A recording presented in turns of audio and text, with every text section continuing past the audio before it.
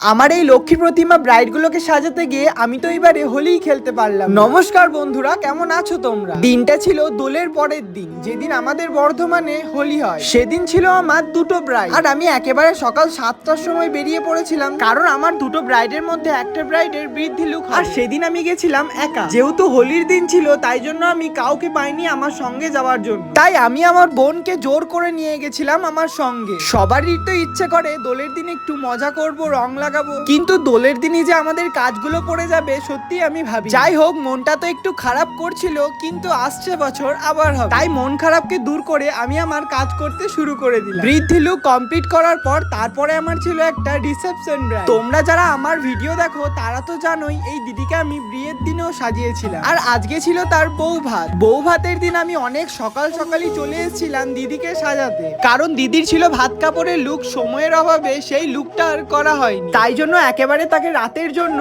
Ready করে দিয়েছিলাম আমরা। তারপরে দিদির লুক কমপ্লিট হয়ে যাবার পর আমরা চলে গেছিলাম দ্বিতীয় লোকেশন। আর আজকের আমার লোকেশন গুলোর নাম ছিল লোয়ারপুর আর আদ্রাহাটি। লোয়ারপুরে দিদিকে কমপ্লিট হয়ে যাবার পর আমরা চলে এসেছিলাম আদ্রাহাটি এই বোনটাকে সাজাতে, যাকে আমি সকালবেলায় বৃদ্ধিতে সাজিয়ে গেছিলাম। আমার তো সেখানে যেতে একটু দেরি হয়েই ছিল, কারণ একা হাতে পুরোটা করতে হচ্ছিল আমার, আর আমার ব্রাইডেরও গায়ে হলুদ আসতে অনেকটা দেরি হয়েছিল, তাই জন্য তাড়াহুড়ো ব্যাপারটা খুব একটা ছিল না। এই হলো আজকের আমার দুটো ব্রাইডের ফাইনাল লুক। আর হ্যাঁ, আমার কাজ যদি তোমাদের পছন্দ হয় তাহলে অবশ্যই আমার সাথে কন্ট্যাক্ট করতে পারো।